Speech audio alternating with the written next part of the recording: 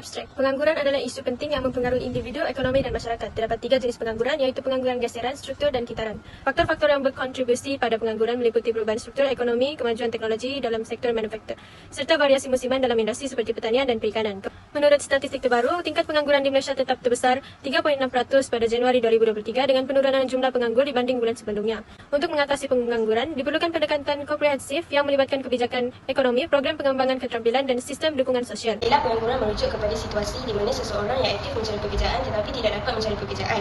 Ia dianggap sebagai ukuran utama bagi ekonomi sesebuah negara kerana menandakan keupayaan atau ketidakupayaan pekerja untuk mendapatkan pekerjaan yang menyumbang kepada pengeluaran ekonomi yang produktif.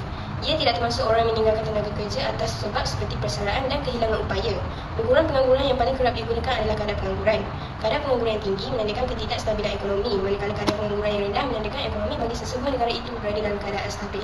Ahli ekonomi membahagikan pengangguran kepada 2 kategori, iaitu pengangguran secara sukarela atau tidak sukarela.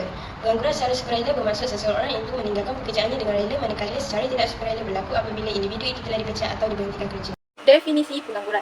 Menurut Kamus Dewan edisi keempat, pengangguran bermaksud keadaan ramai orang tidak mempunyai pekerjaan, kerajaan bercadang untuk mengurangkan pekerja atau disebabkan cuaca yang tidak membolehkan sesuatu pekerjaan dijalankan. Menurut tokoh Inggeris Parkin, beliau menganggap bahawa pengangguran sebagai situasi di mana pekerja yang berkelayakan dan bersedia untuk bekerja pada kadar upah semasa tidak mempunyai pekerjaan.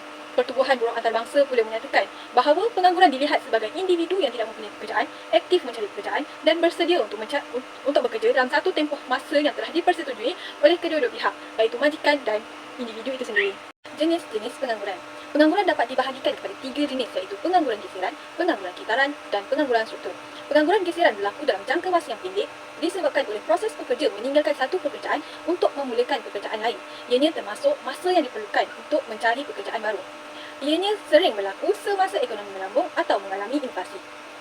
Pengangguran ini berlaku akibat daripada peralihan sementara yang dilakukan oleh pekerja dan majikan atau kerana maklumat yang tidak konsisten atau tidak lengkap yang dimiliki oleh pekerja atau majikan. Sebagai contoh, seseorang berhenti bekerja dan berpindah ke tempat baru dengan harapan dia akan mendapat pekerjaan baru. Pengangguran kitaran atau dikenali juga sebagai pengangguran edaran berlaku apabila keadaan ekonomi yang meleset menyebabkan perniagaan kehilangan sebahagian pendapatan dan tidak mampu membayar gaji kepada pekerja dan seterusnya menyebabkan majikan terpaksa mengurangkan pekerja dalam organisasi. Kemerosotan permintaan agregat yang serius semasa kemelesetan ekonomi menyebabkan berlakunya kemerosotan pengeluaran, kekurangan guna tenaga dan pertambahan pengangguran. Kemerosotan permintaan agregat juga berlaku apabila ekonomi menghadapi krisis kewangan global yang merebak daripada negara maju ke negara lain yang mempunyai hubungan perdagangan dengannya. Pengangguran struktur berlaku ekoran daripada perubahan dalam industri secara keseluruhan yang tidak memerlukan kemahiran pekerja.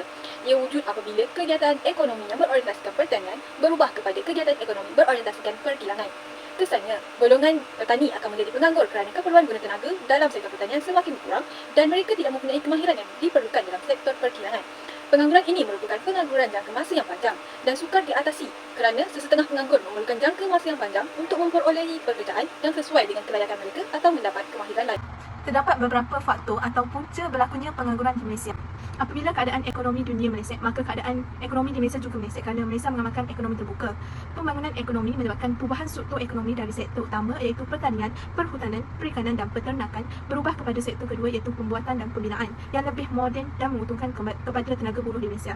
Pengangguran struktur akan berlaku akibat pekerja dalam sektor utama tidak berkemahiran untuk bekerja dalam sektor kedua yang banyak menggunakan teknologi dan mesin. Apabila keadaan ini berlaku, maka permintaan agregat akan berkurang dan firma akan mengurangkan pengambilan buruh dan ada juga firma akan menamatkan perkhidmatan tenaga buruh yang ada. Hal ini menyebabkan tenaga buruh yang ditamatkan perkhidmatannya akan hilang pekerjaan dan terpaksa menganggur. Pengangguran di Malaysia wujud disebabkan oleh berlakunya perkembangan yang pesat dalam sektor pembuatan. Keadaan ini disebabkan oleh pemindahan teknologi baru dari luar negara, ekoran daripada pertambahan pelaburan asing serta galakan kerajaan. Seiring dengan revolusi industri 4.0 di mana titik bermulanya era baru dengan kemunculan pelbagai teknologi yang canggih seperti superkomputer dan robot-robot pintar. Kemunculan teknologi yang canggih sebegini memperlihatkan keupayaan teknologi tanpa melibatkan manusia secara langsung dalam sesuatu bidang atau tugasan. Maka, penggunaan teknologi mengurangkan kos pengeluaran dan meningkatkan daya pengeluaran.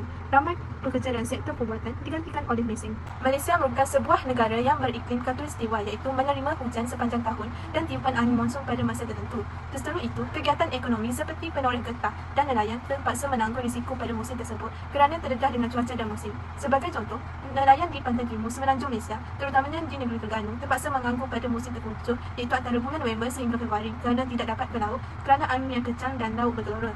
Sebilangan besar bersamaan 90% nelayan terpaksa menganggur pada musim tengkujuh di seluruh negara. Manakala penoreh getah juga tidak dapat menoreh getah pada musim hujan kerana pokok getah yang basah. Oleh kerana nelayan dan penoreh getah tidak melakukan pekerjaan lain, maka mereka terpaksa menganggur. Kadar pengangguran merupakan fenomena biasa bagi sesebuah negara yang pasaran buruhnya dinamik. Menurut Sinar Harian 9 Mac 2023, bilangan pengangguran pada Januari menurun berbanding bulan yang sama pada tahun 2022. Kadar pengangguran di Malaysia kekal 3.6%. Bilangan penganggur menurun kepada 596,100 orang atau 0.6%. Kedudukan pasaran buruh negara terus stabil sejajar dengan perkembangan aktiviti ekonomi semasa. Senario positif ini menunjukkan peningkatan dalam bilangan penduduk bekerja, manakala bilangan penganggur terus berkurang. Seterusnya, 4.2 cadangan dasar. Kadar pengangguran meningkat pada tahun lalu selepas COVID-19 menggegar dunia pada Februari 2020. Sebanyak 4% penganggur meningkat kepada 5% akibat penularan COVID-19. Selepas beberapa bulan sebelum Oktober, tren pengangguran menurun sebanyak 0.2% kepada 4.7%. Cara mengatasi kemelesetan. Yang pertama, kerajaan harus melaksanakan dasar fiskal secara meluas, meningkatkan keboleh pasaran graduan yang dihasilkan oleh universiti tempatan, mengurangkan jumlah cukai dan meningkatkan perbelanjaan kerajaan. Seterusnya, menggunakan dasar monetari. Seterusnya, kerajaan hendaklah menyediakan pusat pendidikan dan latihan. Dan terakhir, kerajaan perlulah menyediakan prima. Kesimpulan yang dapat saya simpulkan di sini adalah kadar pengangguran merupakan satu ukuran yang penting untuk melihat tahap perkembangan sesuatu negara. Negara yang berjaya mengawal kadar pengangguran pada kadar yang rendah, iaitu mampu untuk memperkembangkan lagi ekonominya kerana berjaya mencapai tingkat guna tenaga penuh. Oleh itu, kerajaan haruslah memainkan peranan yang penting dalam melakukan pelbagai langkah-langkah yang proaktif supaya dapat mengawal kadar pengangguran. Terdapat 6 langkah-langkah yang boleh diterapkan oleh kerajaan. Yang pertama, memperkasakan lagi program pengajar tinggi mengikut kehendak industri. Yang kedua, mengurangkan jumlah cukai pendapatan.